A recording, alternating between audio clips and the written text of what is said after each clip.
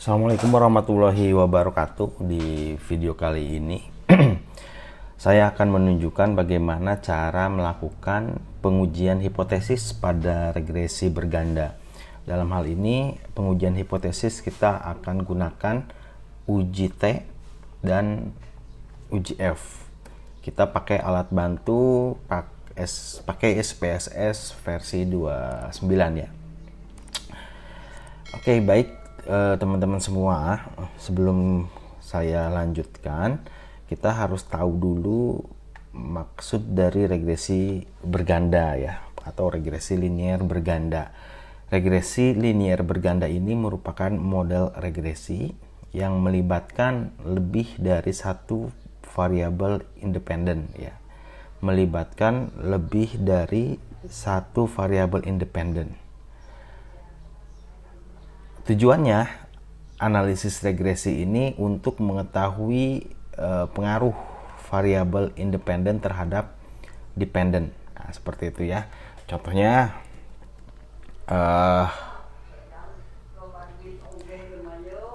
pengaruh X1 dan X2 terhadap Y. Nah, ini contoh judulnya ya. Pengaruh X1 dan X2 terhadap Y. Nah, variabel independen ini lebih dari satu. Di sini ada dua, ada X1, ada X2. Kemudian variabel dependennya Y. Nah, seperti itu ya. Nah, ini contoh data yang memang akan kita jadikan sebagai latihan uji hipotesis. X1, X2 ini variabel independen lebih dari satu, kemudian Y. Nah, ini judulnya. Biasanya dengan judul seperti ini, teman-teman di skripsinya itu pasti akan ada beberapa rumusan masalah. Yang pertama, rumusan masalahnya, apakah X1 berpengaruh terhadap Y? Kan seperti itu ya. Kemudian karena memang ada dua, jadi kita buat lagi untuk X2. Apakah X2 berpengaruh terhadap Y? Kemudian yang ketiga adalah apakah X1 dan X2 berpengaruh terhadap Y? Nah, ini rumusan masalah yang akan muncul ketika memang teman-teman menggunakan dua variabel independen dan satu variabel dependen dengan regresi ya. Yang pertama dan yang kedua ini secara parsial atau terpisah. Kita akan mencari pengaruh secara terpisah X1 terhadap Y, kemudian X2 terhadap Y. Nah, kemudian yang ketiga ya, yang ketiga ini merupakan pengaruh secara simultan. Nah, ya, X1 dan X2 ini bersama-sama antara variabel X1 dan X2 terhadap Y. Nah, jadi akan seperti ini. Yang 1 dan 2 itu parsial, yang warna merah ini parsial nih ya, terpisah. Kemudian yang ketiga ini simultan. Lalu hipotesis ya. Hipotesis yang akan dibentuk ya, hipotesis yang akan dibentuk dari rumusan masalah tersebut tentu akan ada tiga juga. Hipotesis itu dugaan sementara peneliti. Nah, ketika memang ada pertanyaan ini, peneliti menduga X1 berpengaruh terhadap Y misalnya gitu ya. X2 berpengaruh terhadap Y. X1 dan X2 berpengaruh terhadap Y. Nah, maka hipotesisnya pun akan ada tiga. Tapi karena memang hipotesis ini berpasangan ya, secara statistik kan akan berpasangan. Biasanya hipotesis 1 ini akan berpasangan, ada namanya H0, hipotesis 0. Ini kondisi di mana hipotesis tidak berpengaruh. H0-nya itu X1 tidak berpengaruh terhadap Y. Nah, ini H0 untuk yang satu ya. Kemudian H alternatif, ada namanya H alternatif ya. Ini X1 berpengaruh terhadap Y gitu ya. Nah, ini hipotesisnya. H01 H alternatif 1. Kemudian kita buat lagi hipotesis yang kedua. Ini kita beri nama H02 H alternatif 2. H02 X2 tidak berpengaruh terhadap Y. Kemudian H alternatif 2 X2 berpengaruh terhadap Y. Satu lagi untuk yang simultan ya, berarti kita beri nama H03 H alternatif 3.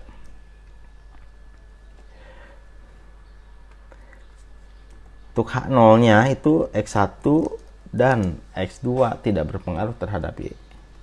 Kemudian yang alternatifnya X1 dan X2 berpengaruh terhadap Y. Nah, jadi seperti ini ya. H03 nya itu X1 dan X2 tidak berpengaruh, H alternatifnya X1 dan X2 berpengaruh.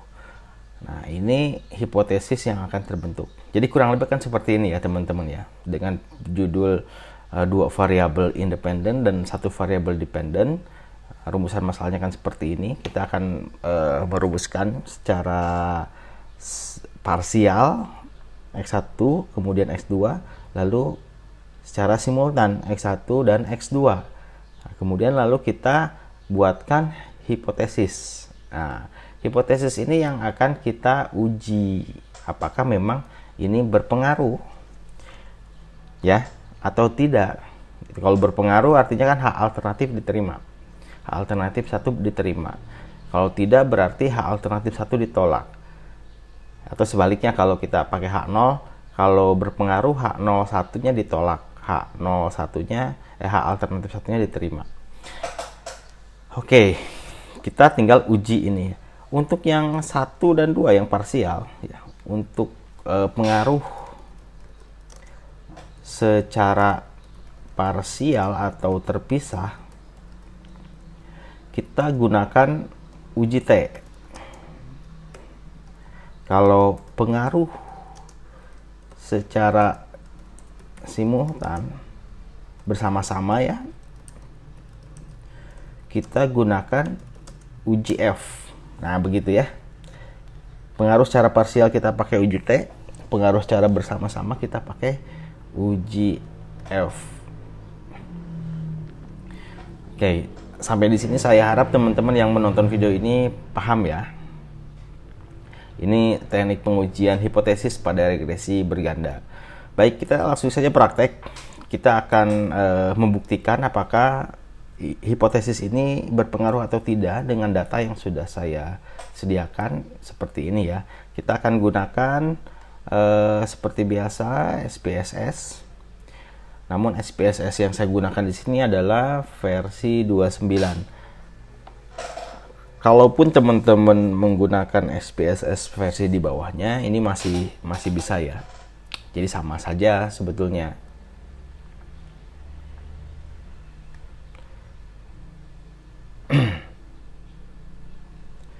Oke, ya ini sudah tampil tampilan dari SPSS versi 29. Ya, kita langsung saja masukkan variabelnya. Kita punya, teman-teman masukkan variabel di sini ya, di variabel view ya. Buat variabel X1, kemudian X2, lalu Y. Pastikan di sininya measures-nya ini apa? Scale.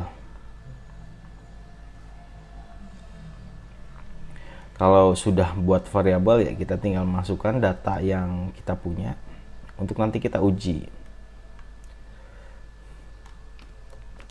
Kita copy ya, ini kita copy, masukkan ke SPSS. Nah, udah masuk ya. Oke, setelah ini kita langsung proses saja. Kita masuk ke menu analyze karena memang kita pakai regresi berganda. Kita masuk ke menu regresi linear.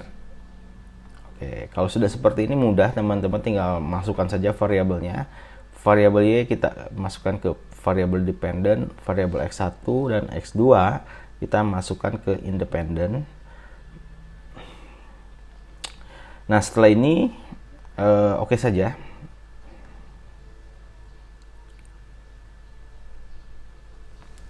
Sudah muncul hasilnya. Kita tinggal interpretasikan ya.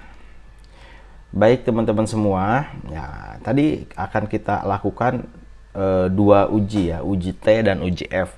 Uji T kita gunakan untuk pengaruh secara parsial, uji F kita gunakan untuk pengaruh secara simultan. Kita akan uji dulu uji T. Nah, ini ya. Uji T itu ada di tabel koefisien. Nah, ini ada T. T yang di sini ini merupakan T hitung.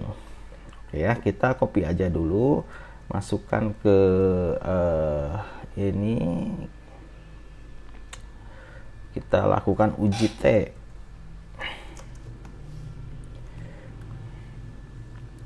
Baik ya teman-teman semua. Uji T ini akan membandingkan, jadi uji T itu membandingkan nilai T hitung dan T tabel. Oke ya, kita akan bandingkan nilai T hitung dan T tabel. Ketentuannya adalah jika T hitung lebih besar daripada T tabel, ini berpengaruh. Atau ya, H0 ditolak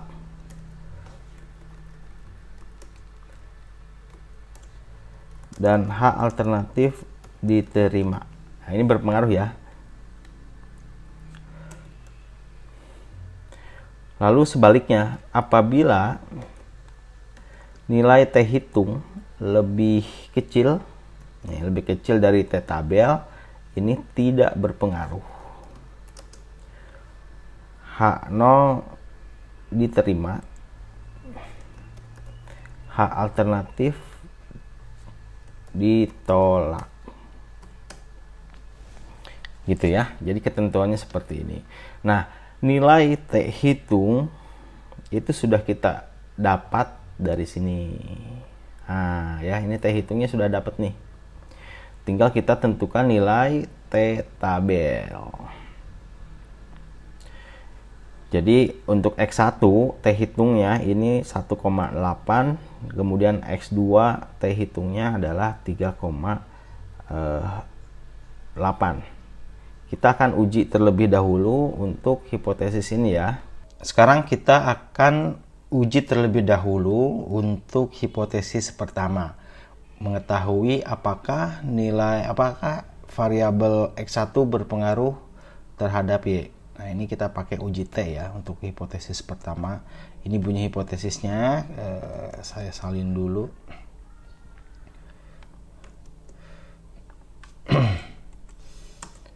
Pengaruh X1 terhadap Y.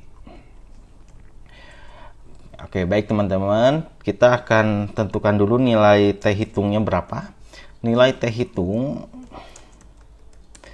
itu ada di tabel output ya, ada di sini nih yang saya tandai. Ini nilai T hitungnya adalah 1,827. 1,827. Nah, tinggal kita tentukan nilai T tabel. Nilai T tabel itu kita harus tahu dulu DF ya, atau degree of freedom. Kalau teman-teman pusing, bisa melihat nilai DF itu dari sini. Nah, ini ya. DF-nya 37, ini DF-nya 37. Dari hasil N kurangi K. K-nya itu variabel, jumlah variabel. DF-nya 37. Nah, untuk mengetahui nilai T tabel, saya kasih cara termudah saja, kita pakai Excel. Caranya sama dengan T, I, N, V. Nah, ini mengetahui nilai T tabel. probability-nya kita pakai 0,05, kemudian ditanyakan degree of freedom. Degree freedom-nya berapa? Tadi DF-nya nilainya adalah 37. Oke, maka muncul nilai T tabel 2,026. 2,026. Nah, artinya di sini ya, berdasarkan hasil perhitungan, T hitung itu lebih kecil daripada T tabel. Maka ketika T hitung lebih kecil itu tidak ada pengaruh nih ya, tidak berpengaruh. Karena nilai T hitungnya lebih kecil daripada T tabel. Itu tidak berpengaruh. Artinya H0 diterima, H alternatif ditolak. Karena T hitungnya lebih kecil. Jadi kesimpulannya adalah X1 tidak berpengaruh terhadap Y. Begitu ya teman-teman, mudah sekali kan? Nah kemudian kita akan cari pengaruh X2 terhadap Y. Pengaruh X2 terhadap Y. Kita tentukan dulu nilai T hitungnya berapa.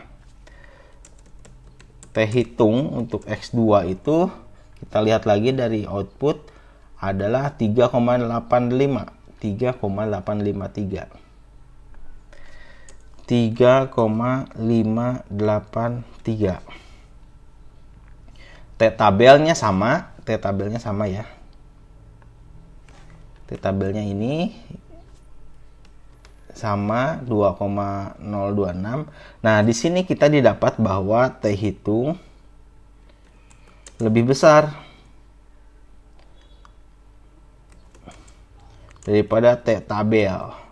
Maka kesimpulannya kalau T hitung lebih besar dari T tabel berpengaruh. Ya berarti X2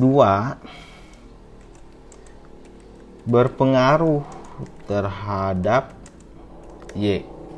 Gitu ya. Jadi untuk X1 itu tidak berpengaruh, untuk X2 berpengaruh, itu uji T.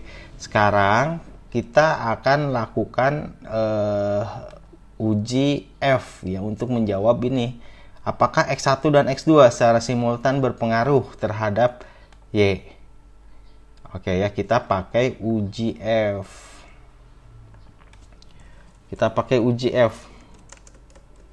Nah, untuk uji F, teman-teman lihat lagi ke outputnya. Uji F ada di tabel ANOVA ya. Ini ada F, nilainya 25,013. Kita kopikan terlebih dahulu. Nah, ini ya. Kita lihat nilai ini nih untuk uji F.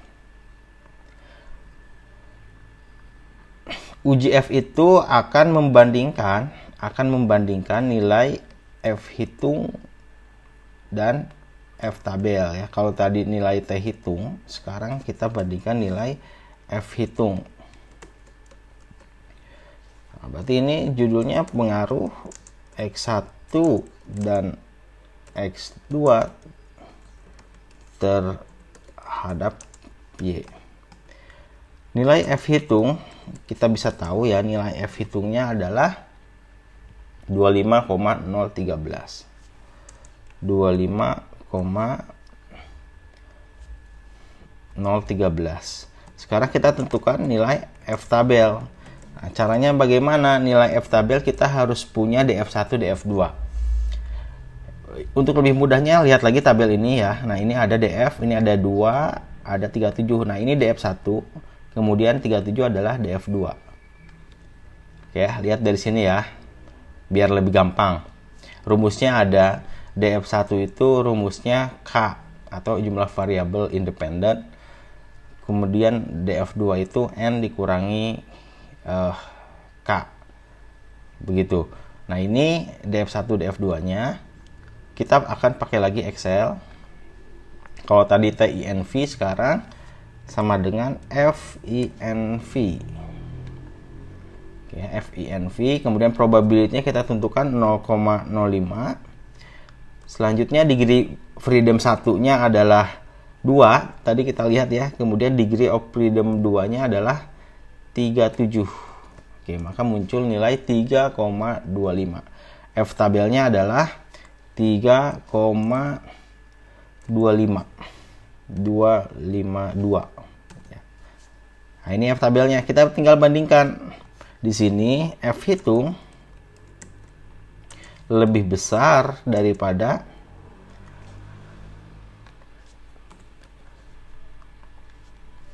F tabel. Oke, kalau F hitung lebih besar dari F tabel, maka berpengaruh. Jadi ini sama saja, cuman kita ganti dengan ini ya, F.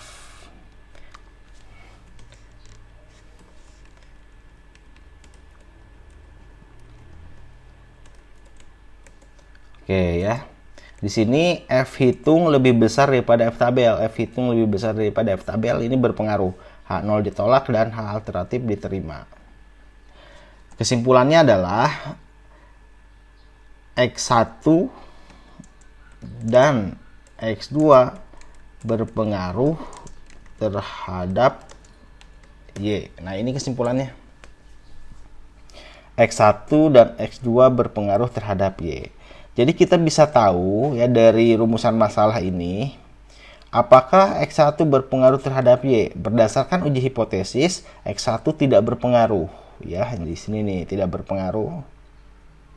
Karena T hitungnya lebih kecil daripada T tabel. Kemudian yang kedua, apakah X2 berpengaruh terhadap Y? X2 berpengaruh. Kenapa? Karena nilai T hitungnya lebih besar daripada T tabel. Kemudian secara simultan, apakah X1 dan X2 berpengaruh terhadap Y? Ini pakai uji F, hasilnya berpengaruh. X1 dan X2 berpengaruh terhadap Y.